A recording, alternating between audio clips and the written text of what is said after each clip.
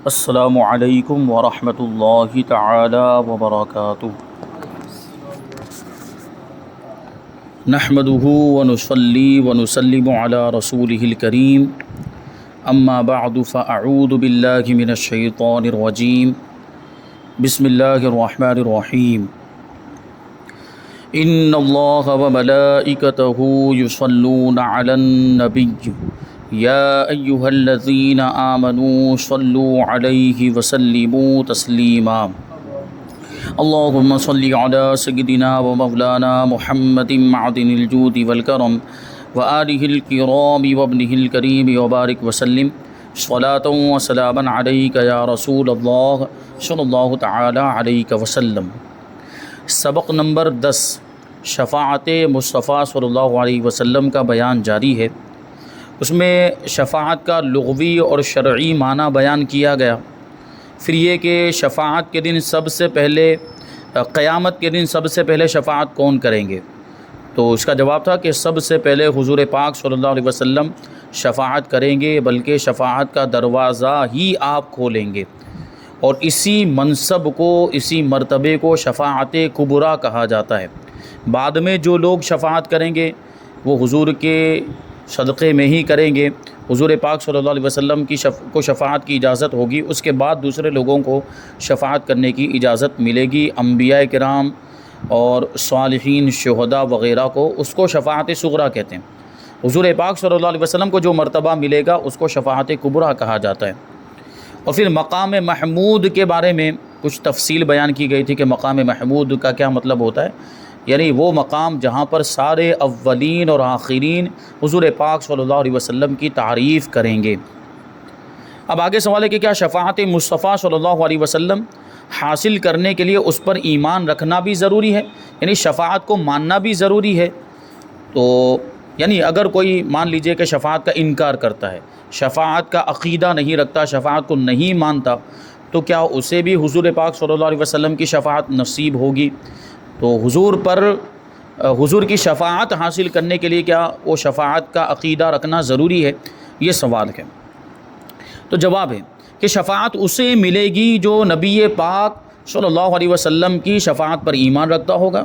ظاہر سی بات ہے، اس کو مانتا ہی نہیں تھا دنیا میں اگر، اور شفاعت کا عقیدہ ہی نہیں رکھتا تھا، اب وہ سوچے کہ مجھے حضور کی شفاعت مل جائے تو کیسے ملے گی؟ یہ ماننا پڑے گا کہ حضور پاک صلی اللہ علیہ وسلم شافع یوم محشر ہیں، شفیع امت ہیں۔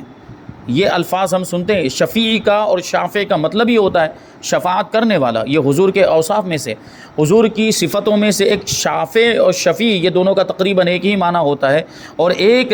حضور کی صفت ہے مشفع۔ مشفع کا مطلب ہوتا ہے جس کی شفاعت قبول کی گئی ہو،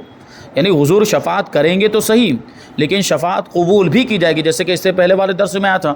کہ دنیا داری کے حساب سے ہم دیکھیں تو بہت سے لوگ سفارش کرتے ہیں لیکن ان کی سفارش کو رد کر دیا جاتا ہے، ان کی سفارش مانی نہیں جاتی، قبول نہیں کی جاتی، لیکن حضور پاک صلی اللہ علیہ وسلم شفاعت کریں گے تو آپ کی شفاعت قبول بھی کی جائے گی۔ یہ اللہ کی بارگاہ میں آپ کا مرتبہ۔ تو شفاعت حاصل کرنے کے لیے شفاعت پر ایمان رکھنا ضروری ہے۔ فرماتے ہیں کہ شفاعت اسے ملے گی جو نبی پاک صلی اللہ علیہ وسلم کی شفاعت پر ایمان رکھتا ہوگا۔ کہ ابن منیع، حضرت سیدنا زید ابن ارقم وغیرہ 14 صحابہ کرام رضی اللہ تعالی عنہم سے راوی ہیں کہ حضور نبی کریم صلی اللہ علیہ وسلم فرماتے ہیں شفاعتی یوم القیامت حق فمن لم یؤمن بها لم یکن من اہلها، حدیث پاک ہے دیکھیں، اور 14 صحابہ کرام بیان کر رہے ہیں، تو کس درجے کی وہ حدیث ہے اس کو بھی دیکھیں۔ اس کا ترجمہ ہے کہ میری شفاعت روز قیامت حق ہے، یعنی بالکل یہ سچ ہے، اس میں کسی طرح کی انکار کی گنجائش نہیں اور شک کی گنجائش نہیں۔ جو اس پر ایمان نہ لائے گا وہ اس شفاعت پانے کا اہل نہ ہوگا، یعنی اس کو شفاعت ملے گی ہی نہیں۔ اس حدیث پاک کو نقل کرنے کے بعد امام اہل سنت امام احمد رضا خان رحمۃ اللہ تعالی علیہ یوں دعا کرتے ہیں، اے اللہ تو جانتا ہے، بے شک تو نے ہدایت عطا فرمائی ہے تو ہم تیرے حبیب محمد مصطفیٰ صلی اللہ علیہ وسلم کی شفاعت پر ایمان لائے ہیں، اے اللہ کریم ہمیں دنیا اور آخرت میں لائق شفاعت بنا دے۔ تو ہم حضور پاک صلی اللہ علیہ وسلم کی شفاعت پر ایمان رکھتے ہیں، اور ایمان رکھنا حضور کی شفاعت حاصل کرنے کے لیے ضروری ہے۔ جو نہیں مانتا اس کو شفاعت ملے گی ہی نہیں۔ امام اہل سنت شاہ احمد رضا خان رحمۃ اللہ تعالی علیہ انا صاحب شفاعتہم کا ایک لطیف معنی یوں ذکر فرماتے ہیں کہ اللہ پاک کی بارگاہ میں بلا واسطہ شفاعت قرآن کریم اور نبی پاک صلی اللہ علیہ وسلم کی ہی ہوگی۔ اسی لیے روز قیامت تمام شفاعت کرنے والے فرشتے، انبیاء کرام، اولیاء اعظام، علماء کرام، حفاظ و شہداء، حجاج و صلحاء یعنی نیک لوگ کی شفاعت نبی پاک صلی اللہ علیہ وسلم کی بارگاہ میں ہوگی۔ یعنی اللہ تبارک و تعالیٰ کی بارگاہ میں ڈائریکٹ بلا واسطہ جو شفاعت کریں گے وہ تو قرآن مجید اور حضور پاک صلی اللہ علیہ وسلم، اور باقی لوگ جو شفاعت کریں گے تو پہلے حضور کی بارگاہ میں سفارش لے کر جائیں گے کہ یہ ہمارے متعلقین ہیں یا ہمارے چاہنے والے، دنیا میں ہم سے محبت کرتے تھے اور دنیا میں یہ ہمارے ساتھ اٹھتے بیٹھتے تھے اور ہمارے متعلقین میں، تو وہ حضور کی بارگاہ میں پہلے جائیں گے، ڈائریکٹ اللہ کی بارگاہ میں نہیں جائیں گے۔ انبیاء، صلحاء، شہداء، جو بھی علماء کرام، حفاظ اعظام ہوں گے، وہ اپنی اپنی سفارشیں لے کر حضور کی بارگاہ میں پہنچیں گے، پھر اللہ کے رسول صلی اللہ علیہ وسلم ان کا مقدمہ اللہ کی بارگاہ میں پیش کریں گے، اور حضور کے وسیلے سے پھر ان کی شفاعتیں بھی قبول کی جائیں گی۔ تو گویا کہ جو دوسرے لوگوں کو شفاعت کا اختیار ملے گا وہ حضور کے صدقے میں ملے گا، حضور کے وسیلے سے ملے گا، ان کی رسائی انہی تک ہوگی، یعنی دیگر سارے لوگوں کی رسائی حضور پاک صلی اللہ علیہ وسلم تک ہی ہوگی، اللہ تک نہیں ہوگی۔ نبی کریم ان لوگوں کی شفاعت بھی فرمائیں گے جن کا ذکر ان حضرات نے کیا ہوگا، یعنی انبیاء کرام اور علماء، صلحاء، نیک لوگ حضور کی بارگاہ میں جن لوگوں کا ذکر کریں گے حضور ان کی بھی شفاعت کریں گے، اور حضور ان کی بھی شفاعت فرمائیں گے جن کا ذکر نہ کیا ہوگا۔ جن کا ذکر کریں گے ان کی تو شفاعت فرمائیں گے، جن کا ذکر نہ کیا ہوگا حضور ان کی بھی شفاعت فرمائیں گے۔ ہمارے نزدیک یہ معنی احادیث سے مؤکد ہے، یعنی احادیث سے اس کا ثبوت ملتا ہے۔ سوال: شفاعت مصطفیٰ صلی اللہ علیہ وسلم کتنی طرح کی ہوگی؟ جواب: ہمارے پیارے نبی صلی اللہ علیہ وسلم کی شفاعتیں کئی طرح کی ہوں گی، چنانچہ حضرت علامہ شیخ عبدالحق محدث دہلوی رحمۃ اللہ تعالی علیہ شفاعت کی قسمیں بیان کرتے ہوئے فرماتے ہیں کہ شفاعت کی پہلی قسم شفاعت عظمیٰ ہے، یعنی سب سے بڑی شفاعت۔ دوسری قسم کی شفاعت ایک قوم کو بے حساب جنت میں داخل کروانے کے لیے ہوگی، یعنی حضور پاک صلی اللہ علیہ وسلم کی امت کے مخصوص افراد ہوں گے، ایک مخصوص قوم ہوگی جس کو حضور پاک صلی اللہ علیہ وسلم بغیر حساب جنت میں داخل فرما دیں گے، یہ دوسری قسم۔ اور یہ شفاعت بھی ہمارے نبی پاک صلی اللہ علیہ وسلم کے لیے ثابت ہے، اور بعض علماء کرام کے نزدیک یہ شفاعت حضور پاک صلی اللہ علیہ وسلم کے ساتھ ہی خاص ہے، یعنی بے حساب جنت میں لے جانا یہ حضور کا خاصہ ہے، کہ کسی اور نبی کو یا کسی اور انسان کو یہ خصوصیت نہیں ملے گی، یہ اختیار نہیں ملے گا۔ تیسری قسم کی شفاعت ان لوگوں کے بارے میں ہوگی کہ جن کی نیکیاں اور برائیاں برابر برابر ہوں گی، نیکیوں کا پلہ اور برائیوں کا پلہ دونوں برابر برابر ہوں، اور شفاعت کی مدد سے جنت میں داخل ہو جائیں گے، یعنی حضور شفاعت فرمائیں گے تو پھر ان کی نیکیوں کا پلہ بھاری ہو جائے گا اور گناہ معاف ہو جائیں گے، جنت میں پہنچ جائیں گے۔ اور چوتھی قسم کی شفاعت ان لوگوں کے لیے ہوگی جو کہ دوزخ کے حقدار ہو چکے ہوں گے، یعنی ان کے گناہ زیادہ ہوں گے، برائیوں کا پلہ بھاری ہوگا اور جہنم میں ڈالے جانے کے حقدار ہو چکے ہوں گے، تو حضور پاک شافع یوم النشور صلی اللہ علیہ وسلم شفاعت فرما کر ان کو جنت میں لائیں گے۔ شفاعت فرمانے کا مطلب یہ ہے کہ آپ گناہ بخشوائیں گے، جو گناہوں کا پلہ بھاری ہو گیا وہ گناہ بخشوائیں گے تو گناہوں کا پلہ پھر ہلکا ہو جائے گا، نیکیوں کا پلہ بھاری ہو جائے گا۔ اور بعض روایتوں میں تو آیا ہے، وہ پرچے کے بارے میں جو روایت ہے کہ ایک مومن کے اعمال کو تولا جائے گا تو اس کی برائیوں کا پلہ بھاری ہو جائے گا، نیکیوں کا پلہ ہلکا ہوگا۔ حضور پاک صلی اللہ علیہ وسلم میزان عمل پہ تشریف لائیں گے تو ایک پرچی اپنی مبارک جیب سے نکال کر اس کی نیکیوں کے پلے میں رکھ دیں گے تو نیکیوں کا پلہ بھاری ہو جائے گا۔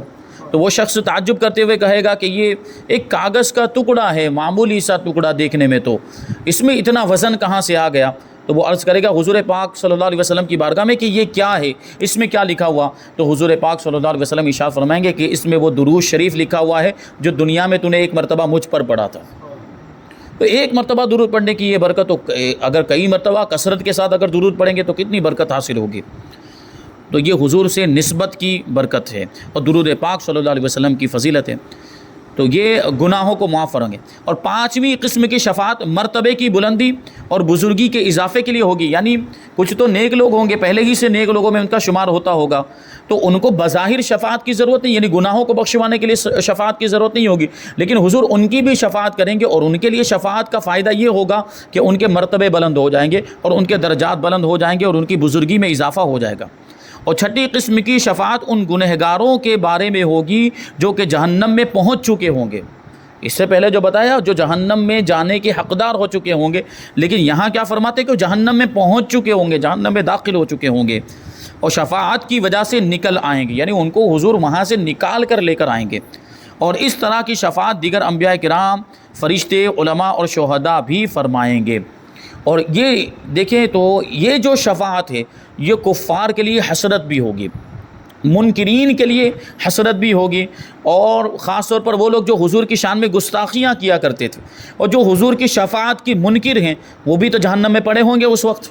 وہ جہنم کی آگ میں جل رہے ہوں گے، اور حضور پاک صلی اللہ علیہ وسلم جہنم کے قریب جا کر اپنے غلاموں کو جہنم سے نکال کر جہنم سے نکال کر جنت میں داخل فرمائیں گے، باہر نکالیں گے۔ تو اب جب یہ معاملہ دیکھیں گے، وہ لوگ جو گستاخیاں کیا کرتے تھے دنیا میں اور شفاعت کا انکار کرتے تھے، شفاعت کے منکر تھے، حضور کے اختیارات کے منکر تھے، ان کو اور زیادہ افسوس ہوگا، ان کو اور زیادہ حسرت ہوگی کہ کاش کہ ہم نے حضور کو مانا ہوتا، کاش کہ حضور کی شان میں گستاخیاں نہ کی ہوتی۔ ایک تو عذاب کی تکلیف ہوگی، پھر یہ حسرت اور افسوس، یہ اس کے اوپر اور زیادہ تکلیف کا اضافہ ہو جائے گا۔ 7ویں قسم شفاعت کی یہ جنت کا دروازہ کھولنے کے بارے میں ہوگی، یعنی حضور جنت کا دروازہ کھولیں گے۔ اور 8ویں قسم کی شفاعت خاص کر مدینہ منورہ زادہ اللہ شرف و تعظیمہ والوں اور نبی کریم صلی اللہ علیہ وسلم کے روضہ انور کی زیارت کرنے والوں کے لیے خصوصی طریقے پر ہوگی، کیونکہ حضور نے ارشاد فرمایا کہ جس نے میرے روزے کی زیارت کی، جس نے میری قبر مبارک کی زیارت کی، اس کے لیے میری شفاعت واجب ہو گئی۔ تو یہ زیارت کرنے والوں کے لیے شفاعت ہوگی، تو یہ شفاعت۔ اور پھر مدینہ منورہ میں رہنے والوں کے لیے بھی خصوصی شفاعت ہوگی، کیونکہ یہ شہر حضور پاک صلی اللہ علیہ وسلم کا شہر ہے، اس کو نسبت ہے نبی پاک صلی اللہ علیہ وسلم سے، اس کے لیے تو اس کو کہا جاتا ہے مدینۃ الرسول، رسول کا شہر۔ لیکن یہاں پہ شرط ہے ایمان والا ہونا، مدینے میں رہتا ہو لیکن ایمان والا ہو تو اسے یہ والی شفاعت نصیب ہوگی۔ مدینے میں رہنے کے باوجود اگر کوئی گستاخ ہے، مدینے میں رہنے کے باوجود بدعقیدہ ہے، بد مذہب ہے، یا جو ہے کہ کافر ہے اور اس کی بدعقیدگی اور گمراہی حد کفر تک پہنچ چکی ہے، تو وہ اس شفاعت کا مستحق نہیں ہوگا۔ شفاعت تو حضور پاک صلی اللہ علیہ وسلم کی امت میں ایمان والوں کے لیے ہوگی، تو مدینہ منورہ اور نبی پاک صلی اللہ علیہ وسلم کی قبر مبارک کی زیارت۔ ابھی ایک ذہن میں سوال آتا ہوگا کہ اس وقت حضور پاک صلی اللہ علیہ وسلم کے روزے پر حاضر ہوں تو سامنے بہت سارے پردے ہیں اور سامنے بہت ساری دیواریں آ جاتی ہے، اور یہ بھی بیان کرتے ہیں کہ اصل قبر مبارک تو نیچے ہے، اندر کی جانب ہے، تو قبر مبارک کی تو زیارت ہو ہی نہیں پاتی ہے۔ تو یہ والی سعادت کیسے حاصل ہوگی اور یہ ثواب کیسے حاصل ہوگا؟ تو اس کا جواب سمپل ہے کہ حضور پاک صلی اللہ علیہ وسلم کے روزہ مبارک پر حاضر ہو جائیں اور روزہ مبارک کو ہی دیکھ لیں، سنہری جالیوں کو دیکھ لیں، اور اندر جالیوں میں سے جو کچھ بھی نظر آ رہا ہے وہ بھی دیکھ لیں، تو وہ گویا حضور پاک صلی اللہ علیہ وسلم کی قبر مبارک کو دیکھنا ہی ہے۔ کیونکہ ہم جیسے کہ کہہ دیتے ہیں کہ ہم نے تو فلاں بزرگ کے مزار کی زیارت کی، تو مزار کی زیارت میں سب آ گیا در و دیوار وغیرہ بھی، اور در و دیوار کو بھی تو نسبت ہو گئی حضور کے روزے سے، تو وہ در و دیوار اور سنہری جالیاں یہ حضور کے روزے سے متصل ہیں، حضور کے روزے سے جڑی ہوئی ہیں، تو ان کو دیکھنے میں بھی وہی ثواب ہے جو گویا کہ حضور کے روزے کو دیکھنے میں ثواب۔ کیونکہ حضور پاک صلی اللہ علیہ وسلم کی تربت اگر ہمارے سامنے بالمشافہ ہو بھی، براہ راست ہو بھی، تو حضور کا جسم مبارک تو ہم کو ویسے بھی نظر نہیں آئے گا، مٹی نظر آئے گی اوپر کی، تو وہ مٹی حضور کے جسم مبارک سے متصل ہونے کی وجہ سے اس میں یہ شرف، تو یہ ساری چیزیں بھی تو وہیں پر متصل ہیں، ملی ہوئی ہیں، تو اس میں بھی وہی فضیلت اور وہی ثواب ہے، وہی ثواب کی امید ہے اور وہی مرتبہ ملنے کی اور سعادت ملنے کی امید ہے، سنہری جالیوں کو دیکھنے میں بھی اور اندر سے جو کچھ بھی پردہ وغیرہ بھی نظر آ رہا ہے اس کو دیکھنے بھی انشاءاللہ وہ ثواب ہمیں ملے گا، یہ اللہ کے فضل و کرم سے ہم امید کرتے ہیں۔ آگے سوال کہ شفاعت کا انکار کرنا کیسا ہے؟ جواب: مطلقاً شفاعت کا انکار حکم قرآنی کا انکار اور کفر ہے۔ قرآن مجید کے اندر شفاعت کا ذکر موجود ہے کہ اللہ تعالیٰ کی اجازت سے جو شفاعت کرنے والے ہوں گے وہ اللہ کی اجازت سے شفاعت کریں گے، اللہ کے حکم کے بغیر کوئی شفاعت نہیں کر سکے گا، تو شفاعت کا ثبوت تو مل گیا۔ تو مطلقاً یعنی پورے طور پر شفاعت کا انکار ہی کر دینا کہ کوئی شفاعت کر ہی نہ سکے گا، تو یہ تو قرآن کا انکار ہو گیا، تو وہ کافر ہو جائے گا۔ قرآن کریم کی مشہور و معروف آیت کریمہ جس کو ہم آیت الکرسی کہتے ہیں، یہ لفظ بھی درست کر لیں، کیونکہ ہمارے عام طور پر ہماری زبان میں آیت الکرسی بول دیتے ہیں، پڑھنے میں کیا آئے گا؟ آیت الکرسی، تا کے اوپر پیش، اس میں یہ اس کا حصہ ہے من ذا الذی یشفع عندہ الا باذنہ، وہ کون ہے جو اس کے یہاں سفارش کرے بے اس کے حکم کے، یعنی اللہ کی بارگاہ میں کوئی سفارش نہیں کر پائے گا مگر وہی کر پائے گا جس کو اللہ تبارک و تعالیٰ کی طرف سے اجازت ملے گی۔ صدر الافاضل حضرت علامہ مولانا سید محمد نعیم الدین مراد آبادی رحمۃ اللہ تعالی علیہ فرماتے ہیں کہ اس میں مشرکین کا رد ہے جن کا گمان تھا کہ بت شفاعت کریں گے۔ بتوں کے تعلق سے اپنے باطل خداؤں معبودوں کے بارے میں وہ عقیدہ رکھتے تھے کہ یہ ہمارے باطل جو مورتیاں پتھر کی بنی ہوئی یہ ہماری جو ہے کہ سفارش کریں گے، شفاعت کریں گے۔ تو ان کا رد ہے اس میں کہ شفاعت وہی کرے گا جس کو اللہ کی طرف سے اجازت ملے گی، اور یہ بت ظاہر سی بات ہے، یہ پتھر کیا شفاعت کریں گے، اور ان کو اللہ کی طرف سے اجازت بھی نہیں ملے گی۔ انہیں بتا دیا گیا کہ کفار کے لیے شفاعت نہیں، اللہ کریم کے حضور معزونین یعنی اجازت یافتگان کے سوا کوئی شفاعت نہیں کر سکتا، جن کو اجازت ملی وہی شفاعت کریں گے، اور اذن والے یعنی اجازت یافتہ انبیاء و ملائکہ اور مؤمنین ہیں، یہی لوگ شفاعت کر پائیں گے۔ جو نبی کریم صلی اللہ علیہ وسلم کی شفاعت کا منکر ہو یا کرامن کاتبین کا منکر ہو، یعنی فرشتے جو کرامن کاتبین جو اعمال لکھتے ہیں انہی کا منکر ہو، یا رویت باری یعنی دیدار الہی کا انکار کرتا ہو، اس کے پیچھے نماز جائز نہیں، اس لیے کہ وہ کافر ہے۔ تو یہاں پر یہ شفاعت کا بیان مکمل ہو گیا۔ اب سبق نمبر 11 یہاں سے شروع ہوتا ہے، تو اس کا خلاصہ ہم جو ہے کہ شامل کر لیتے ہیں۔ سبق نمبر 11 اختیارات مصطفیٰ صلی اللہ علیہ وسلم کے بارے میں، یعنی حضور پاک صلی اللہ علیہ وسلم کو اللہ تبارک و تعالیٰ نے کیسا پاور عطا فرمایا، کیسی طاقت عطا فرمائی، حضور کے اختیارات کہ حضور جو چاہے رد و بدل کر سکتے ہیں۔ ایک تو شرعی اختیارات ہوں گے جس کو تشریعی اختیارات بھی کہا جاتا ہے، یعنی قرآن میں حکم آیا ہے، حدیث میں حضور بھی فرما چکے ہوتے ہیں بسا اوقات، لیکن حضور پاک صلی اللہ علیہ وسلم جس کے لیے چاہیں جو چیز حلال فرما دیں اور جس کے لیے چاہیں جو چیز حرام فرما دیں۔ ایسے بہت سارے واقعات موجود ہیں کہ حضور پاک صلی اللہ علیہ وسلم نے مخصوص افراد کے لیے بہت سی ایسی چیزیں حلال کر دی جو عام مومنین کے لیے حرام ہیں۔ اور اسی طرح جو ہے کہ اختیارات کائنات کی چیزوں کے اندر بھی، کہ حضور پاک صلی اللہ علیہ وسلم یہ کائنات کی چیزوں میں بھی رد و بدل کر سکتے ہیں، اور کائنات کی چیزیں دوسری مخلوقات حضور پاک صلی اللہ علیہ وسلم کی اطاعت کرتی ہوئی بھی نظر آتی ہیں۔ جیسے کہ اگر حضور پاک صلی اللہ علیہ وسلم درخت کو حکم دیں تو درخت چلتا ہوا حضور کی بارگاہ میں حاضر ہوتا ہے اور حضور کی رسالت کی گواہی دیتا ہے، تو یہ حضور کا اختیار، اس سے بھی حضور پاک صلی اللہ علیہ وسلم کا اختیار ثابت ہوتا ہے۔ تو تمہیدی کلمات جو ہیں وہ اس کو ہم شامل کرتے ہیں، پھر آگے جو قرآن کی آیتوں کی روشنی میں اور حدیثوں کی روشنی میں اختیارات مصطفیٰ کو بیان کریں گے۔ فرماتے ہیں کہ ساری کائنات کا خالق و مالک اللہ ہے، سب کو اسی نے پیدا کیا